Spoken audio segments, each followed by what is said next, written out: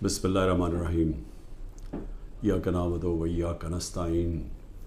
میرے پاکستانیوں، میں جو آج آپ سے بات کرنے لگا ہوں وہ کل ایک ISPR کی پریس کانفرنس ہوئی اور اس کے اندر انہوں نے ایک دو باتیں کہیں تو میں مجبور ہوں کہ میں آج اپنی قوم کے ساتھ بات کروں۔ جو انہوں نے بات کی کہ یہ پاکستان کے خلاف بغاوت اور اشارہ سارا تحریک انصاف کے اوپر کہ ہم نے بغاوت کی ہے، اور یہ کہ یہ پہلے سے پلان بن رہا تھا اس کا کہ ہم یہ پہلے سے ہی تیاری کر رہے تھے بغاوت کرنے کے لیے، اور یہ اپنی فوج کے خلاف یہ سارا یہ ہم نے کیا، اور جس طرح کی وہ بات کی گئی مجھے ایک بڑی تکلیف ہوئی اس کی۔ تو میں نے کہا کہ میں آج اپنی قوم کے سامنے ذرا 2-3 پوائنٹ رکھوں، کیونکہ جب ایسی بات کی جاتی ہے تو اس کا جواب دینا بڑا ضروری ہے۔ دیکھیں، اب یہ موقف آ گیا ISPR کا اور پاکستان کی اسٹیبلشمنٹ کا کہ تحریک انصاف نے بغاوت کی۔ اب یہ دوسرا بھی ایک موقف ہے، یہ ہمارا بھی موقف ہے، یہ میرا موقف ہے، میری پارٹی کا موقف ہے کہ ہمارے خلاف پوری کانسپریسی کی گئی، ہماری گورنمنٹ گرائی گئی، جبکہ پاکستان کی تاریخ میں 2 سالوں میں ہمارے 2 سالوں میں بہترین معیشت اوپر جا رہی تھی۔ آپ اگر اکنامک انڈیکیٹرز دیکھ لیں اور پاکستان اکنامک سروے پڑھ لیں تو وہ ان کی حکومت کا بھی پڑھ لیں جو ان کے دور میں شائع ہوا ہے، تو آپ کو یہ پتہ چلے گا کہ 17 سال کے بعد بہترین اکنامک پرفارمنس تھی، اور 17 سال پہلے اس لیے تھی کہ امریکی ڈالرز آ رہے تھے، ہم امریکہ کی وار آن ٹیرر لڑ رہے تھے۔ یہ امریکی ڈالرز آنے کے باوجود یہ اکانومی بڑھ رہی تھی، انڈسٹری بڑھ رہی تھی، ریکارڈ گروتھ ہو رہی تھی، اور اس کے باوجود کہ 2 سال کرونا میں ساری دنیا میں ایک بہت بڑا زوال آیا ہوا تھا، اس کے باوجود اللہ کا کرم کہ ہم نے اپنی معیشت کو بھی بچایا، ہم نے اپنے لوگوں کو بھی بچایا۔ دنیا نے اکنالج کیا کہ پاکستان نے جو قدم اٹھائے کووڈ-19 میں وہ دنیا میں مثال تھے۔ ایک امریکی ایک اکانومسٹ جو کام کرتا تھا ڈونلڈ ٹرمپ میں، اس نے کہا کہ اگر امریکہ پاکستان کی مثال لے لیتا تو کتنے 10 کھرب ڈالر بچا سکتا تھا۔ تو اس گورنمنٹ کو گرایا گیا ایک سازش کے تحت، تو یہ ہم کہہ رہے ہیں کہ ملک سے غداری ہوئی۔ اس کے بعد 25 مئی کو ہمارے ساتھ جو ہوا، کسی پولیٹیکل پارٹی سے ایسا نہیں ہوا کہ وہ لانگ مارچ کر رہی ہے اور 2 دن پہلے گھروں میں گھس کے اٹھائے جا رہے ہیں لوگ، کتنے ہزار گھروں میں پولیس گھسی رات کے صبح کے 3 بجے۔ یہ پہلی دفعہ کسی پارٹی سے ایسے ہوا۔ 3 لانگ مارچز میرے خلاف ہوئی، بتائیں ایک بھی FIR کٹی؟ ایک دفعہ ہم نے کسی کو روکا؟ کسی کے اوپر ٹیئر گیسنگ ہوئی؟ اور ہمارے اوپر پورا ایک اٹیک آیا، ہمارے بنیادی حقوق فنڈامنٹل رائٹس کی وائلیشنز ہوئی، اور ہمارے اوپر ہی پرچے کٹ گئے۔ میں نے تب 26 کی صبح کو اپنے دھرنا کال آف کیا، کیونکہ مجھے پتا تھا انتشار کی طرف جا رہا ہے۔ جو پارٹی الیکشن چاہتی ہے وہ انتشار تو نہیں چاہتی۔ تو اس کے بعد ہمارے اوپر یہ نہیں ہوا کہ سستیاں کم ہوئیں۔ جب ہم 30 بائی الیکشنز جیت گئے 37 میں سے، باوجود اس کے کہ پوری اسٹیبلشمنٹ کی سپورٹ تھی یہ 12 جماعتوں کی، میرے اوپر قاتلانہ حملہ ہوا، مجھے قتل کرنے کی کوشش کی گئی، میں اپنی FIR نہیں کٹوا سکا۔ یہ بھی سازش تھی، کیونکہ وہ طاقتور لوگ بیٹھے ہوئے تھے، میں کچھ نہیں کر سکا۔ پھر جو JIT بنی پنجاب کی ہماری گورنمنٹ تھی، اس نے جو چیزیں سامنے لے کے آئیں، جب وہ چیزیں سامنے آ رہی تھیں کہ 3 شوٹر تھے ایک کی بجائے، وہ JIT کو سیبوٹاج کیا طاقتور لوگوں نے۔ سازش تھی، کیوں نہیں ان JIT کو چلنے دیا۔ اس کے بعد ہمارے اوپر میرے گھر پہ حملہ ہوتا ہے۔ ہم ایشورٹی بانڈ جب دے رہا تھا میں کہ جناب میں وہاں 18 مارچ کو اسلام آباد کے جوڈیشل کمپلیکس میں جاؤں گا، کوئی قانونی جواز نہیں تھا میرے گھر پہ، 24 گھنٹے حملہ کیا، اور وہ ایشورٹی بانڈ بھی نہ لے پولیس، کیونکہ انہوں نے مجھے اغوا کرنا تھا یہاں سے۔ یہاں لوگوں کو زخمی ہوئے، سارا دن گھر اندر بیٹھ نہ سکے، 24 گھنٹے ٹیئر گیس گھروں کمروں کے اندر. کبھی کسی لیڈر سے ایسے نہیں ہوا. 18 مارچ کو پھر میرے اوپر ایک قاتلانہ حملہ ہوتا ہے. اللہ کا کرم ہے کہ میں بچ جاتا ہوں. سارا وہاں اوپر ISI نے اس کو ٹیک اوور کیا ہوا تھا، جو جوڈیشل کمپلیکس ہے. CCTV کیمرہ انہوں نے بند کر دیے. پوری تیاری تھی کہ عمران خان کو قتل کرنا تھا وہاں. وہ اللہ نے ایسا کرم کیا کہ وقت میں ہم باہر نکلے، اگر اندر چلے جاتے دروازہ بند ہو جاتا تو ختم تھا. وہاں بچا میں. اس کے بعد اگلے دن یہاں 2 دن کے بعد 3 دن کے بعد ادھر ایک اور مرتضی بھٹو ٹائپ قتل کرنا تھا. وہ مجھے پہلے پتہ چل گیا، میں نے ٹی وی پہ چلا گیا، وہ رک گئی بات. تو سازش تو کیا ہو رہی تھی؟ سازش یہ ہو رہی تھی کہ ایک پارٹی جو جیتنے جا رہی تھی الیکشن، اس کو پارٹی کو ختم کرنے کے لیے لیڈر کو ختم کرنا تھا. اور پلان تب سے ہی بنا ہوا تھا. کیسز شروع ہو گئے تھے مہینوں کے اندر. جیسے 70 سال میں ایک آدمی کے اوپر ایک کرمنل کیس نہیں ہوتا، چند مہینے میں آج 170 سے زیادہ کیس ہو چکے ہیں.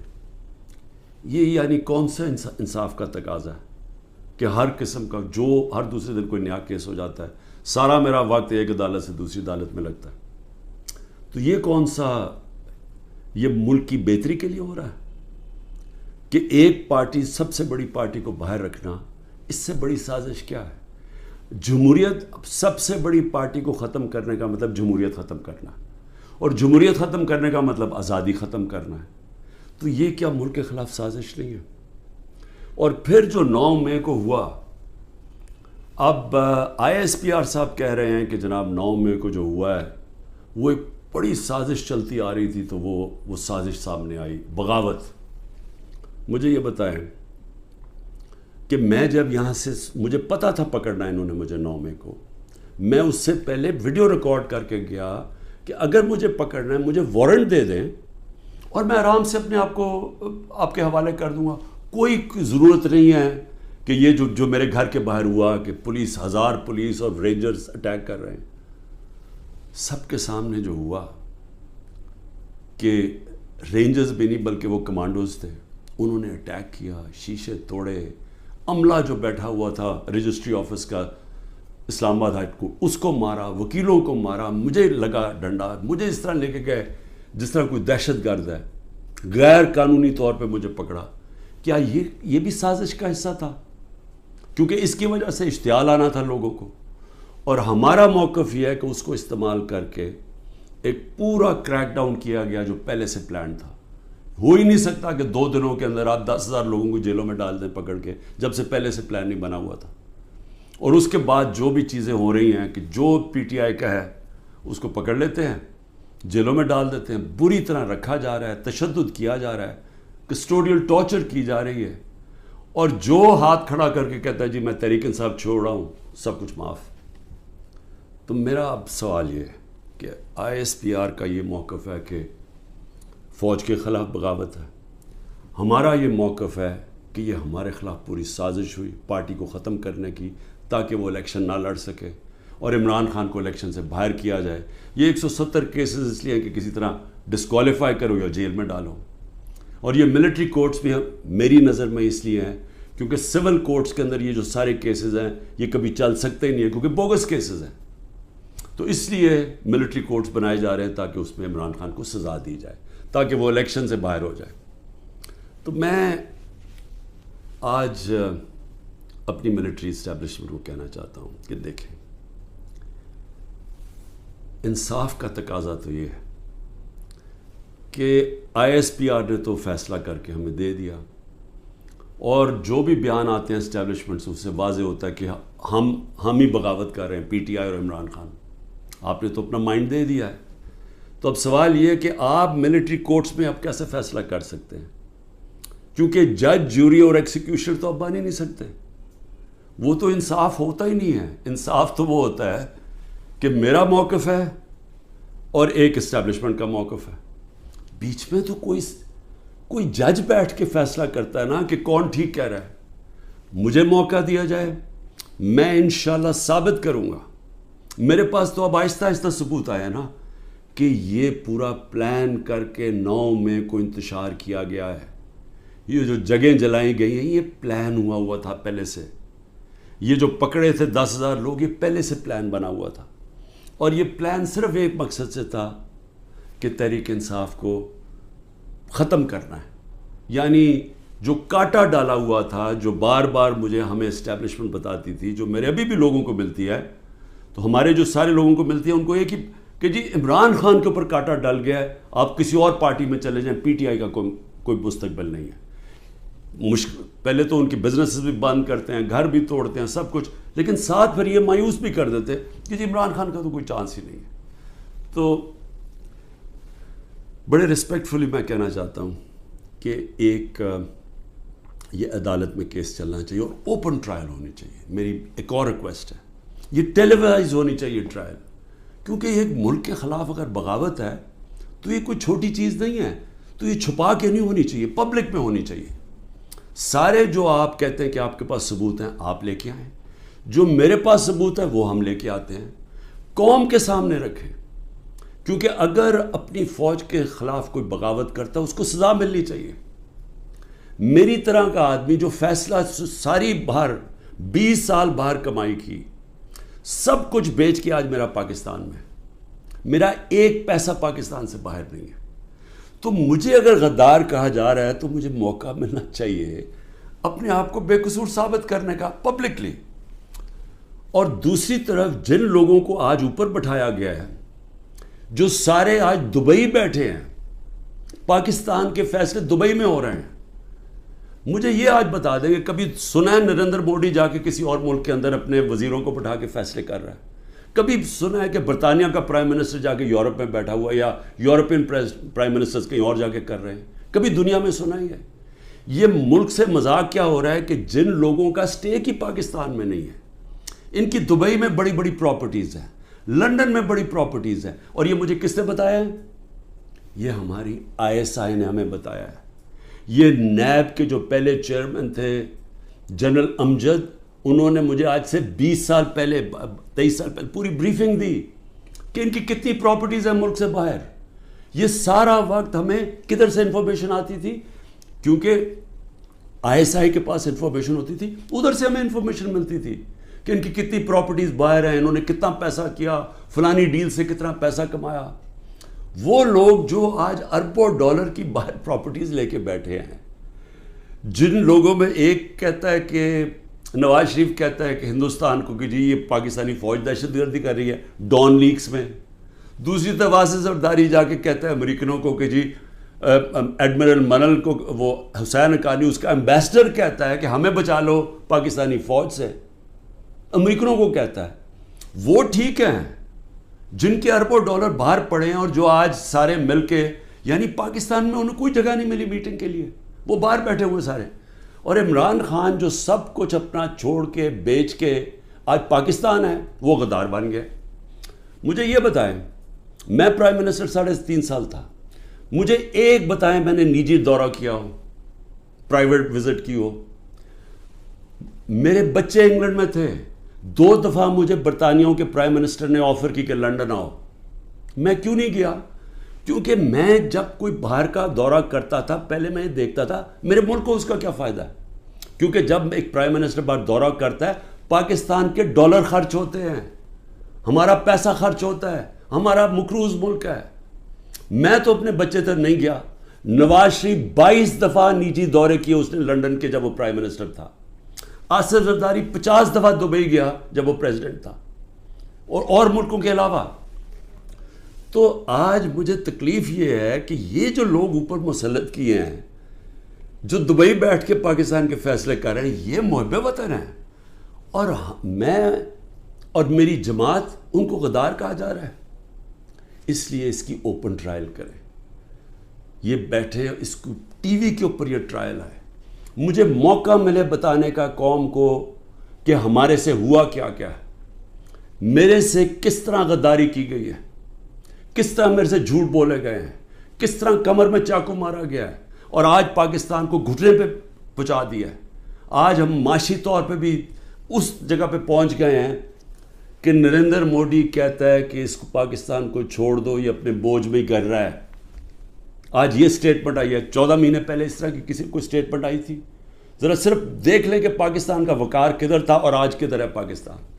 جتنی انہوں نے خدمت کی امریکہ کی، یہ فورن منسٹر نے اچھی اچھی انگریزی بول کے اور پتہ نہیں اربوں روپے کے دورے کر کے، اور اوپر سے شہباز شریف سارا وقت دورے کر رہا ہے باہر.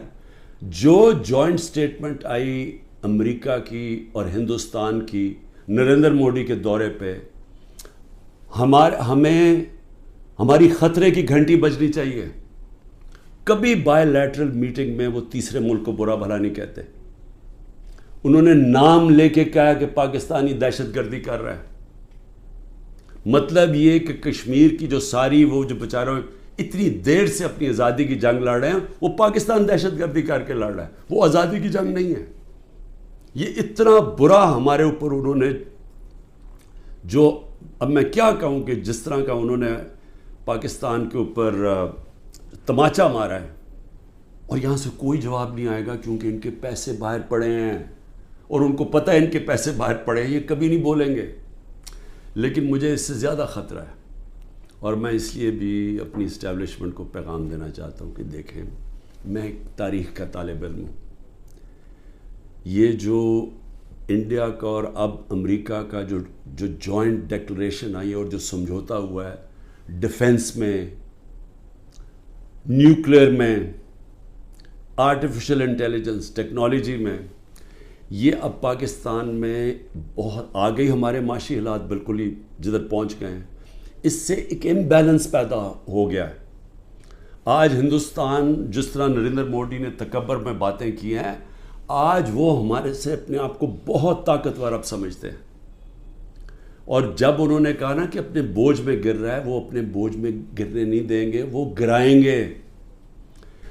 ہمیشہ جنگیں تب لڑی جاتی ہیں جب ایک فریق سمجھتا ہے کہ وہ دوسرے سے بہت زیادہ طاقتور ہے. روس جب یوکرین میں گیا تو یوکرین کا نیوکلیئر پروگرام ختم ہو چکا تھا اور روس سمجھتا تھا ان سے بہت بڑا طاقتور ہے. امریکہ عراق میں اور افغانستان میں اس لیے گیا کہ وہ بہت طاقتور تھا ان سے. تو جب ہندوستان یہ سمجھنا شروع ہو گیا کہ وہ پاکستان سے بڑا طاقتور ہے، ہماری خطرے کی گھنٹی بجنی چاہیے. ملک کو متحد ہونا چاہیے. ملک کو آزاد رکھنے کے لیے قوم کو اکٹھا ہونا چاہیے. یہ نہیں ہونا چاہیے کہ ملک کی اسٹیبلشمنٹ ملک کی سب سے بڑی پارٹی کو ختم کرنے کی کوشش کرے. اس کا مطلب جو ملک کی اکثریت عوام ہے، جو ایک پارٹی کے ساتھ کھڑی ہے، اس کو اپنے خلاف کر لے. یہ ملک کو نقصان ہے. ہماری پھر سے اکانومی بیٹھ چکی ہے. ان کے پاس کوئی حل نہیں ہے. جو جس طرف ہم جا رہے ہیں، جو یہ کوشش کرنے جا رہے ہیں کہ کھچڑی پک جائے پولیٹیکل انجینئرنگ سے، وہ اور ملک کمزور ہونے والا ہے. میں اس لیے پھر سے کہتا ہوں کہ آخر میں اپنے جو فیصلہ کرنے والے لوگ ہیں، جو طاقتور لوگ ہیں، اس وقت پاکستان کو ایک ہی راستہ ہے، صاف اور شفاف الیکشن. لوگوں کو امید صرف تب آئے گی. امید ختم ہو چکی ہے. نوجوان جو چھوڑ کے ملک کو جا رہے ہیں، پروفیشنلز جو ملک کو چھوڑ کے جا رہے ہیں، جو غریب لوگ کشتیوں میں ڈوب رہے ہیں باہر ملک سے نکلنے کے لیے، ان کو امید چاہیے. اور کسی چیز سے امید نہیں آنے لگی سوائے ایک چیز سے، صاف اور شفاف الیکشن. پاکستان پائندہ باد.